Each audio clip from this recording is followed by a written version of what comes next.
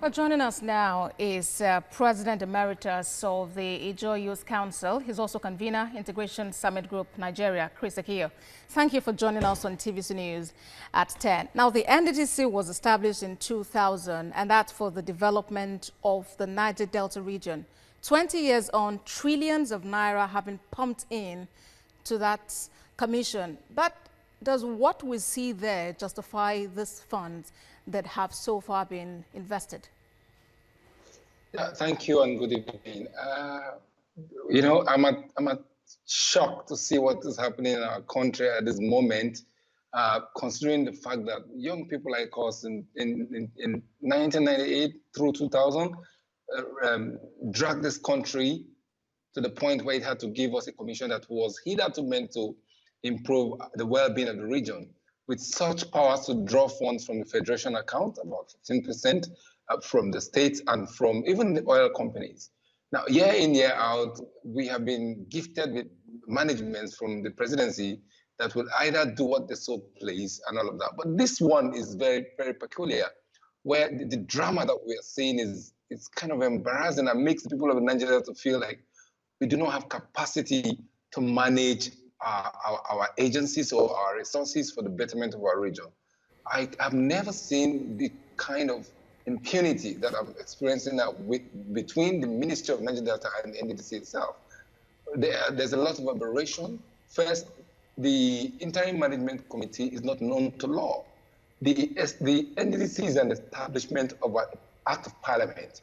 It was established not with a view to be under any ministry at the time that it was so established. So for it to be under the Ministry of Niger Delta in the first instance, you need to repeal that law or amend that law.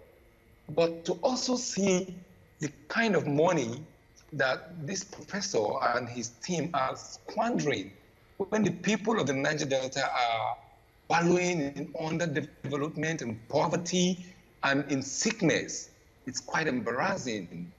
And it puts us at a situation where we feel like crying. In the Ministry of Niger Delta and itself, I was in the forefront of advocating for its creation, to be a dependent ministry for the development of the region, just like the then days of the Ministry of Lagos. Indeed, that was Mr. Ekiyor, indeed, that was intention. But one managing director after another, there have been that recurring issue of corruption, one allegation after another, and here we are. So what do you make of this present issue where allegations, flimsy allegations, are actually covering up the real issue here? I think that I'm not taking those allegations seriously. The issues are that monies have been corruptly embezzled. The figures are clear and have been so proven by various investigators. I am wondering what the minister and the director and the acting MD are telling Nigerians. You sit down and you squander exactly about 81.5 billion naira within this frame, between December and now, not on infrastructure, but on frivolities like travels, like palliative. I was wondering what kind of justification would they have, for instance? So, Mr. Ekiyor, going forward, what would you like to see? Now, I think that the president has just taken the first step in the right direction in insisting that all the agencies investigating this agency should report to him directly.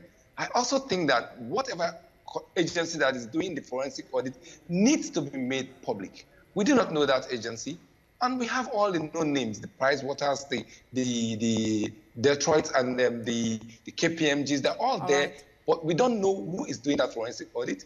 We don't know where they're putting that money. We think that this is a scam to underdevelop us for that. And I'm happy that the president is taking a bold step. To end the conversation, Mr. Ekiyor, President Emeritus of the Ekiyor Youth Council, thank you for talking to us.